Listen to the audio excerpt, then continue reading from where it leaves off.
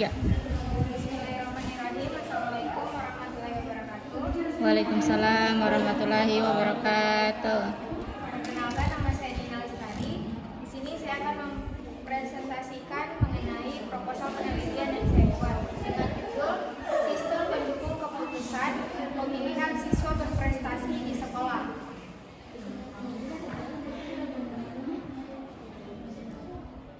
Selanjutnya di sini ada bab 1, pendahuluan. Latar belakangnya yaitu penentuan siswa berprestasi di sekolah merupakan salah satu aspek yang penting dalam pendidikan yang bertujuan untuk menghargai usaha dan capaian siswa. Sistem penentuan siswa berprestasi harus didasarkan pada pendekatan yang lebih holistik dan objektif yang mencakup berbagai aspek penting dari prestasi siswa. Masalah utama yang dihadapi saat ini yaitu kurangnya sistem yang terintegrasi dan objektif untuk menilai prestasi siswa. Banyak sekolah yang tidak memiliki alat atau metode yang efektif untuk mengumpulkan dan menganalisa data dari berbagai aspek prestasi siswa. Penelitian ini juga menjadi sangat penting mengingat dampak signifikan dari sistem penilaian yang kurang adil dan transparan terhadap motivasi dan perkembangan siswa. Sistem penilaian yang objektif dan dapat menyebabkan ketidakpuasan di kalangan siswa maupun orang tua serta merugikan siswa yang sebenarnya berprestasi dalam bidang non-akademik. Nah, dengan adanya SPK ini diharapkan penentuan siswa berprestasi di sekolah dapat dilakukan dengan lebih adil, objektif, mencakup berbagai aspek prestasi yang penting.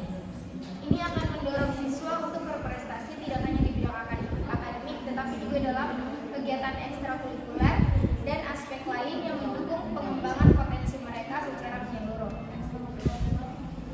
Selanjutnya rumusan masalah, yaitu berdasarkan latar belakang di atas, rumusan masalah yang dapat diambil yaitu bagaimana mengembangkan sistem pendukung keputusan atau SPK yang dapat mengintegrasi berbagai data prestasi siswa dan meningkatkan transparansi dalam proses penilaian. Tujuan masalahnya itu mengembangkan sistem pendukung keputusan berbasis multi kriteria, menyediakan sistem penilaian yang lebih objektif dan transparan, serta mendorong pengakuan atas prestasi siswa di berbagai bidang. Adapun manfaatnya bagi sekolah yaitu penelitian ini memberikan panduan dalam mengembangkan sistem penilaian yang lebih objektif dan transparan, membantu sekolah dalam mengenal siswa berprestasi di berbagai bidang, baik akademik maupun non-akademik. Manfaat bagi guru yaitu penilaian prestasi siswa secara lebih komprehensif dan adil dengan mempertimbangkan berbagai aspek seperti sikap, perilaku, kehadiran selain kinerja akademik. Selanjutnya bagi siswa. Bagi siswa mendapatkan kesempatan yang lebih adil untuk diakui prestasinya, baik di bidang akademik maupun non-akademik, sehingga mereka lebih termotivasi untuk berprestasi dalam berbagai aspek kehidupan di sekolah. Manfaat bagi orang tua yaitu mendapatkan kepercayaan lebih terhadap sistem penilaian di sekolah karena sistem yang lebih transparan dan menyeluruh dapat memberikan gambaran yang lebih jelas tentang potensi dan perkembangan anak mereka.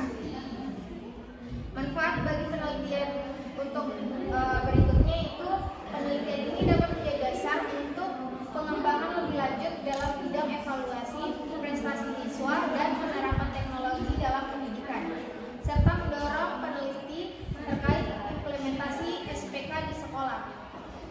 Selanjutnya pembuat tinjauan pustaka. Kajian pustaka. Yang pertama, sistem penilaian prestasi siswa. Penilaian prestasi siswa merupakan salah satu aspek penting dalam sistem pendidikan. Penilaian tradisional cenderung fokus pada hasil akademik semata, yang kurang mencerminkan kemampuan siswa secara keseluruhan. Itu menurut Slamet 2010. Selanjutnya, metode multi kriteria dalam penilaian. Dalam penelitian ini, pendekatan multi kriteria digunakan untuk mengevaluasi prestasi siswa dari berbagai dimensi. Ini menurut Zer dan Huang 2011.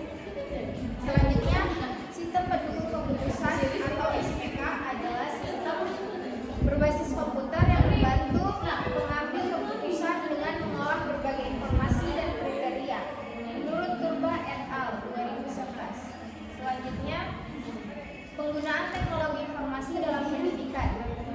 Teknologi informasi memainkan peran penting dalam mendukung sistem pendidikan yang lebih efektif dan efisien. Ini menurut Wakoyo 2012. Selanjutnya, pengaruh sistem penilaian terhadap motivasi siswa. Siswa penilaian yang lebih adil dan transparan memiliki dampak signifikan terhadap motivasi siswa. Selanjutnya, hambatan dalam implementasi penilaian holistik. Menurut Supriyadi, kurangnya sumber daya dan pelatihan bagi guru sering menjadi penghalang utama dalam menerapkan sistem penilaian yang komprehensif. Selain itu, keterbatasan waktu dan sarana teknologi juga menjadi tantangan yang harus diatasi dalam pengumpulan dan pengolahan data siswa secara menyeluruh. Selanjutnya, penelitian sebelumnya tentang penilaian prestasi siswa. Beberapa peneliti sebelumnya telah membahas tentang penilaian prestasi siswa dengan pendekatan yang lebih holistik. Penelitian oleh Mardani 2015 mengungkapkan bahwa penggunaan sistem penilaian berbasis kriteria ganda memberikan hasil yang lebih adil, menunjukkan bahwa penggunaan SPK dan evaluasi prestasi siswa meningkatkan objektivitas dan mengurangi bias dalam penilaian. Adapun landasan teorinya, yang pertama, teori penilaian prestasi. Penilaian prestasi merupakan proses pengukuran dan evaluasi terhadap kinerja siswa dalam berbagai aspek seperti akademik, sikap, perilaku, dan kegiatan ekstrakurikuler. Selanjutnya, teori multikriteria atau MCDM, multikriteria decision making. Teori pengambilan keputusan multikriteria ini adalah metode yang digunakan untuk menilai dan memprioritaskan sejumlah alternatif berdasarkan beberapa kriteria yang relevan.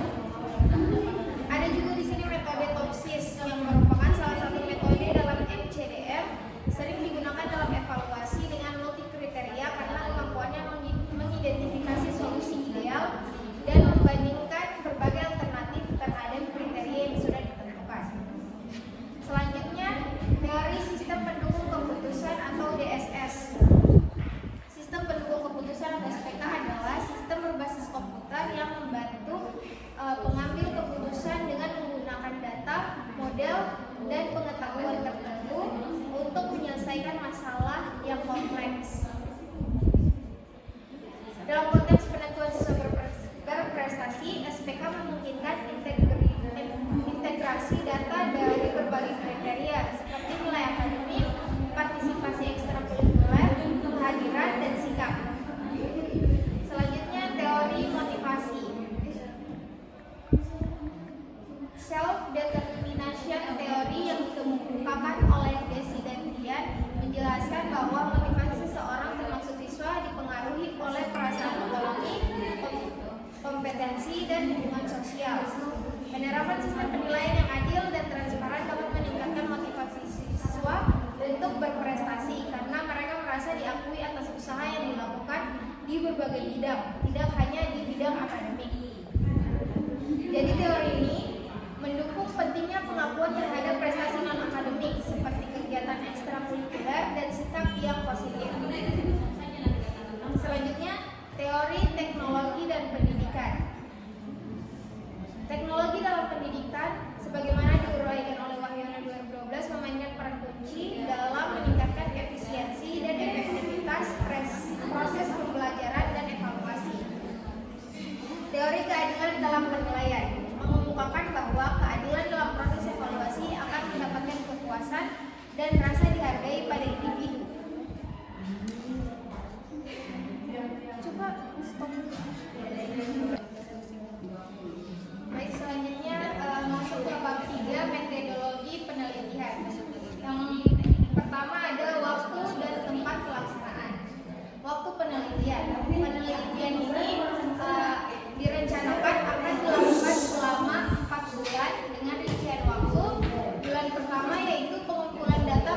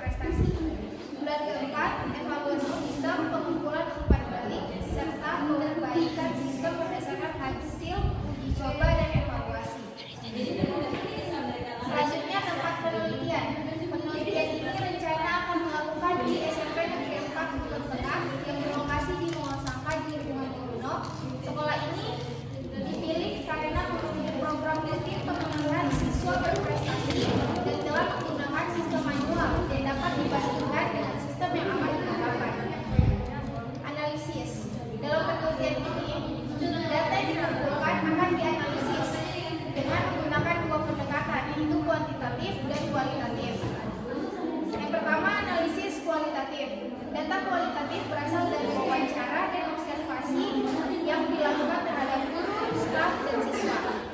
Analisis kualitatif ini bertujuan untuk memahami secara mendalam mengenai pertama, kriteria penilaian siswa berprestasi. Yang kedua, kebutuhan dan kendala sistem manual.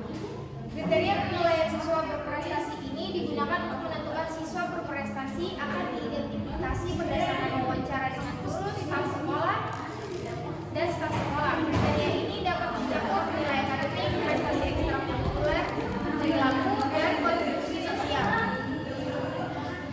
Adapun kebutuhan dan kendala sistem manual, yaitu observasi terhadap sistem manual yang sudah ada dilakukan untuk mengidentifikasi kelemahan dan kesulitan yang dihadapi oleh guru dan staf dalam proses pendidikan siswa berprestasi. Hasil dari analisis kualitatif ini akan diorganisasikan dalam bentuk tema-tema utama yang menggambarkan kriteria penilaian dan kebutuhan sistem.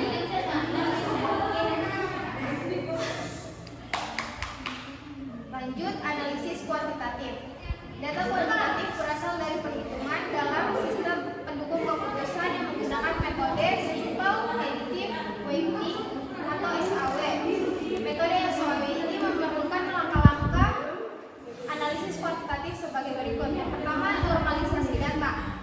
Data setiap kriteria yang diperoleh dari dokumentasi, misalnya nilai akademik, keaktifan ekstrakurikuler, dan prestasi non-akademik, akan dinormalisasikan menggunakan metode SAW.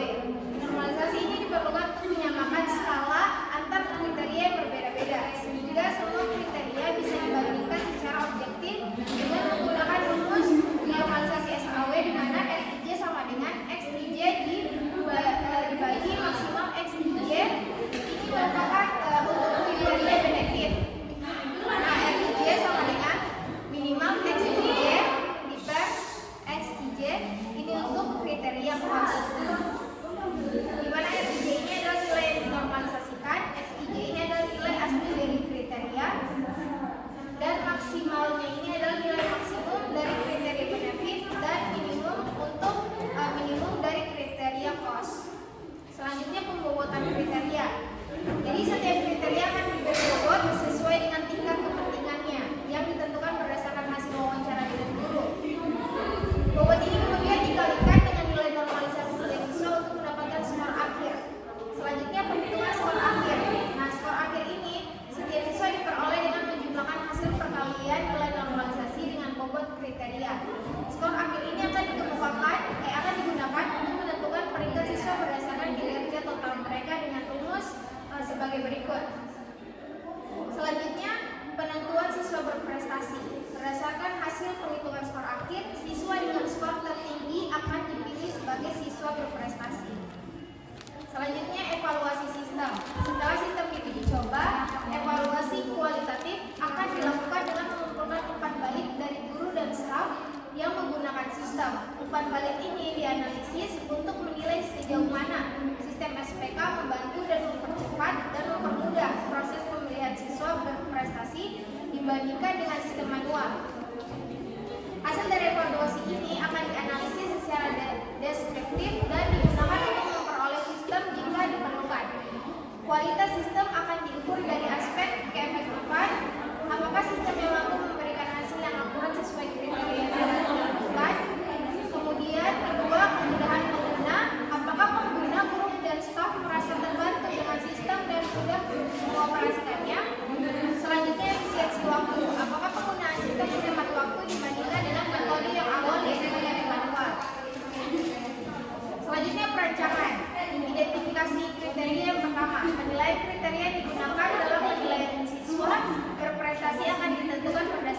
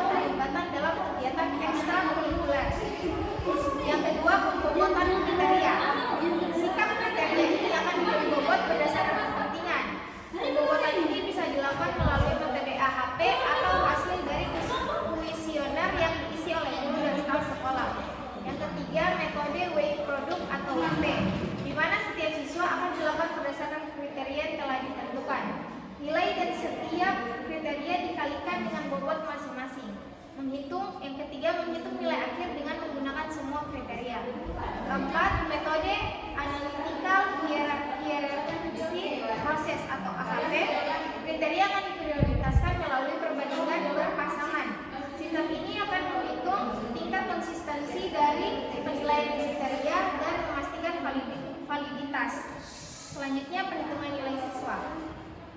Setiap siswa akan diberi skor berdasarkan hasil perhitungan pada masing-masing kriteria. Semua akan direkomendasikan siswa berprestasi berdasarkan skor tertinggi. Baik, mungkin itu saja yang bisa saya jelaskan dari proposal penelitian yang saya buat. Lebih dan kurangnya mohon dimaafkan. Billahi taufiq wal hidayah. Wassalamualaikum warahmatullahi wabarakatuh. Waalaikumsalam warahmatullahi wabarakatuh.